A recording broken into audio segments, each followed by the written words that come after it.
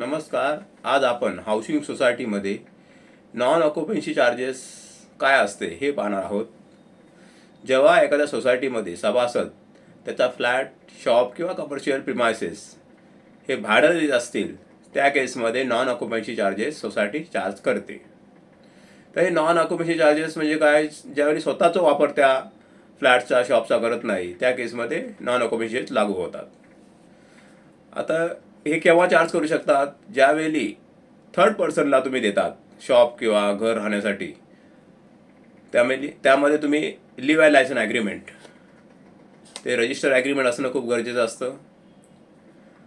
तर ते ॲग्रीमेंट झाल्यानंतर तुम्ही ते रजिस्टर करायचं, त्याचं पोलिस NOC घेऊन ते सोसायटीला त्याची हार्ड कॉपी सबमिट केल्यानंतर नेक्स्ट मंथपासून तुम्हाला non occupancy charges society charge करू शकते.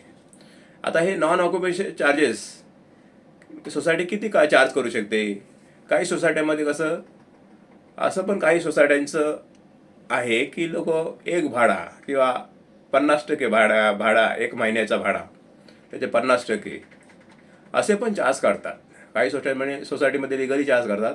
ॲक्च्युली मॅक्झिमम तुमचा जो मेंटेनन्स असतो महिन्याचा, त्याच्यात तुम्ही 10% चार्ज करू शकता.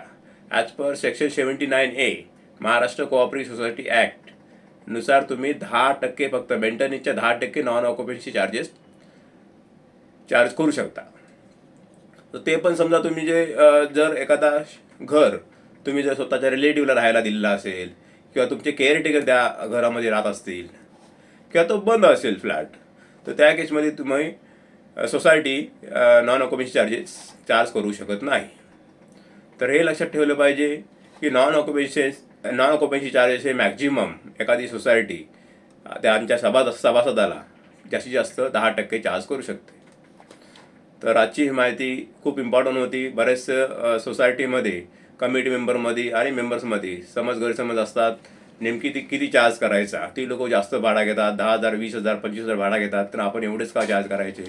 तर हे कुणाच्या ठरावानुसार किंवा कमिटीनुसार ठरत नसतं.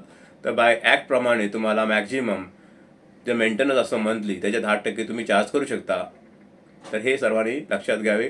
आणि आजची माहिती कशी वाटली तर तुम्ही इतर लोकांनाही सांगा. सबस्क्राईब करा आपला चॅनल आणि व्हिडिओ आवडला तर लाईक करा. धन्यवाद.